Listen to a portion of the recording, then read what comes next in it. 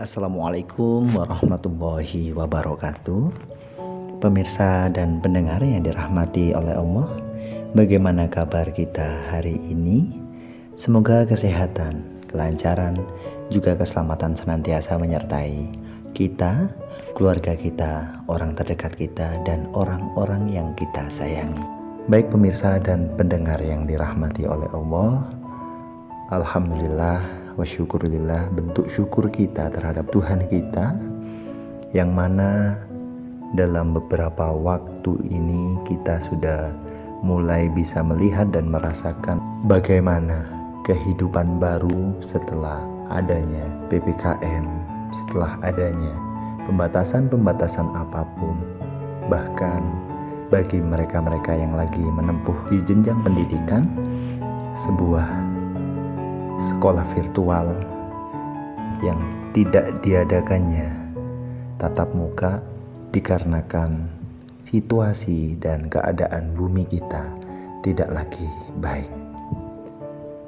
Pemirsa dan pendengar yang dirahmati oleh Allah, dalam kesempatan kita kali ini kita akan bersama-sama sedikit membahas tentang apa saja hal-hal yang harus kita persiapkan untuk bekal kehidupan kita dalam masa new normal ini. New normal kali ini dinamakan bukan berarti kita sudah terlepas dan terbebas dari sebuah maraknya virus, penyakit, atau apapun yang berada di sekitar kita, yang kemarin-kemarin bahkan menjadikan kita benar-benar tidak bisa melakukan beberapa hal.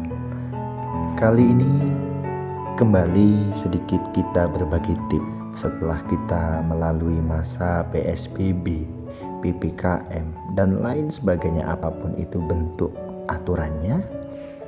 Kali ini kita sudah memasuki masa yang dimana sedikit banyak kita mendapatkan sebuah kelonggaran, dispensasi lah, dibanding dengan beberapa waktu lalu, bahkan hampir jalan 2 tahun kita melalui masa-masa kritis itu dengan sebuah batasan.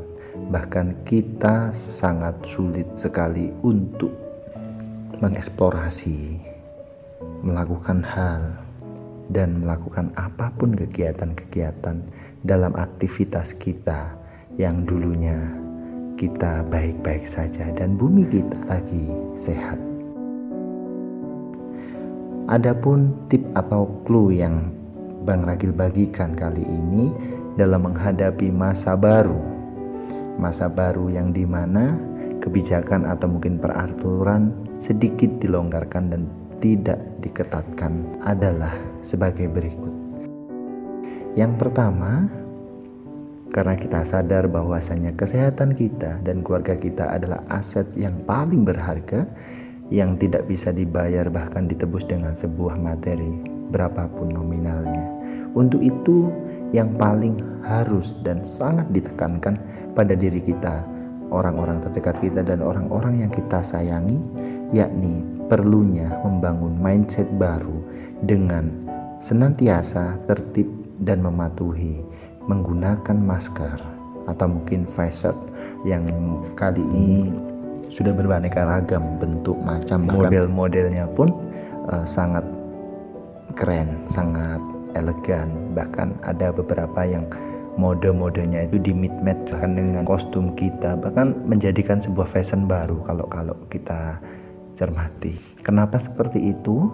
Karena bukan berarti kita bagian dari orang yang sakit. Kita belum tentu ketika di luar sana bertemu dengan orang-orang baru, orang-orang dalam sebuah keramaian. Kita tidak tahu mereka dalam keadaan yang baik-baik saja atau tidak terjadi sebuah masalah.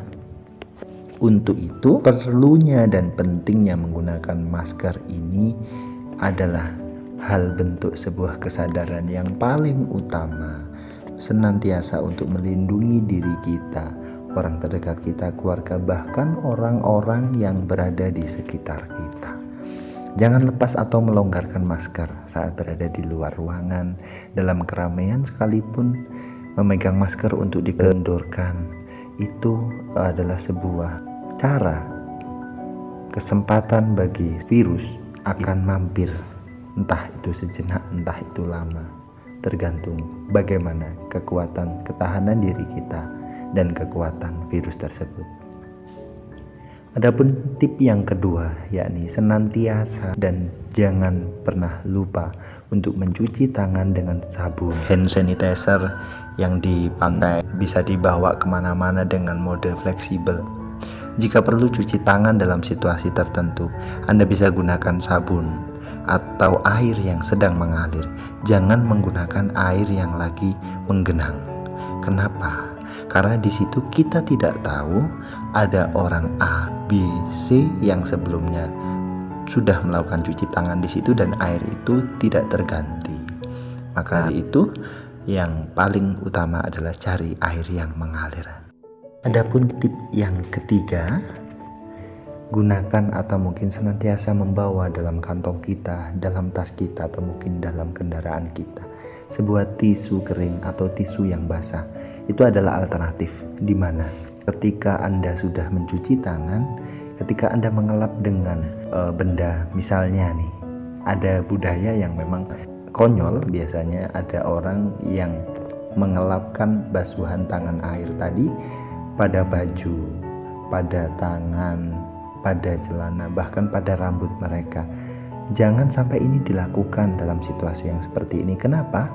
Karena bagian-bagian yang kita buat atau kita pakai tadi belum menjamin bahwasannya dalam keadaan bersih, sehat, dan higienis.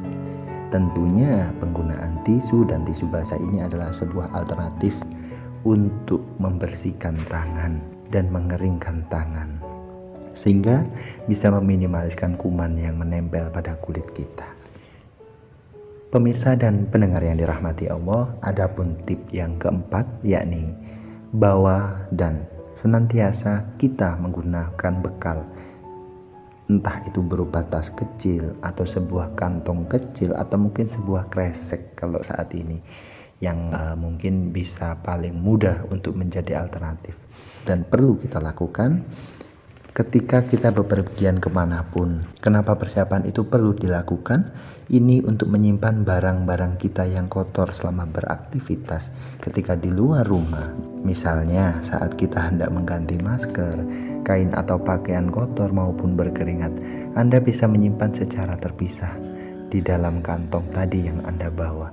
Sebaiknya jangan satukan barang-barang Anda yang merasa baik, merasa bersih dengan barang-barang yang tadinya sempat dikeluarkan, misalnya kayak alat elektronikal, kayak handphone, kayak peralatan benda-benda apapun, kacamata, jam tangan, dan lain sebagainya yang pernah dalam suasana luar. Tips selanjutnya yakni senantiasa bawa alat makan pribadi. Tentunya kita biasanya sih di dalam pikiran kecil kita, benak kita nggak mau ribet. Kita nggak maulah terlalu riwah dalam membawa atau mempersiapkan segala sesuatu apapun. Namun dalam situasi yang seperti ini, Bang Ragil menyarankan kenapa dalam fasilitas umum, dalam resto atau lain sebagainya, kita tidak pernah tahu apakah mereka melakukan kebersihan atas benda atau peralatan makan itu dengan maksimal atau hanya sebatas dibersihkan saja. Kita tidak akan pernah tahu. Kenapa? Karena kita tidak mungkin menjamah atau mungkin mengobok-ngobok ikut masuk ke dalam bidang dapurnya mereka. Untuk itu, alat makan atau peralatan yang bisa kita bawa pribadi ini adalah alternatif paling aman dan paling baik dalam melakukan atau mungkin jajan atau mungkin makan di luaran sana. Nah, tips selanjutnya yakni sebuah perubahan mode dalam bertransaksi. Ini juga bisa menjadi alternatif di mana kita akan sedikit terbebas dari virus atau kotoran-kotoran di luar sana. Misalnya, kita biasanya bertransaksi dengan uang tunai, dengan uang yang dimana sangat mudah perpindahan dan berpindahnya dari tangan ke tangan, sehingga hal itu bisa menjadi rujukan di mana pertukaran atau mungkin penularan ini terjadi. Kita bisa mengalihkan dengan alat elektronikal bantu seperti uang elektronik yang dimana sangat mudah dan sangat ringan untuk kita akses melalui handphone kita. Anda pastinya tahu dan Anda mungkin sering dan sudah sangat sering melakukan hal ini. Karena akhir-akhir ini dalam maraknya penjualan online, dalam pengamatan Bang Ragil sendiri sangat banyak dan akses belanja online. Otomatis uang elektrik ini adalah hal yang sudah tidak asing dalam benak kita. Tips selanjutnya yakni senantiasa gunakan baju atau jaket yang dimana bertujuan melindungi dan mengamankan bagian bidang tangan kita. Kalau kita sendiri sadari, kita cuci tangan biasanya di bagian jari dan telapak tangan. Tidak mungkin dalam fasilitas umum kita akan mencuci sampai siku kita. Kecuali kita mungkin beranjak ke masjid atau mushola untuk melakukan sholat. Hal ini bisa terjadi. Namun ketika itu tidak dilakukan, otomatis dalam lengan kita tidak tahu. Sedang virus itu sangat mudah ketika sudah menghingga-indap dalam tubuh seseorang. Jaket atau hem adalah alternatif untuk sedikit mengamankan kita dari resiko.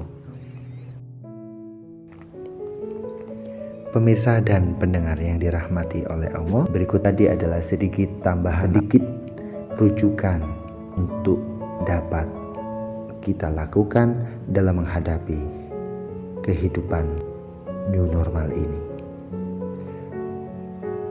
Semoga bermanfaat. Bila mana ada kurang dan lebihnya kami dalam menyampaikan tadi, kami mohon maaf yang sebesar-besarnya. Wabillahi taufiq wal hidayah. Wabiridho wal inayah. Wassalamualaikum warahmatullahi wabarakatuh.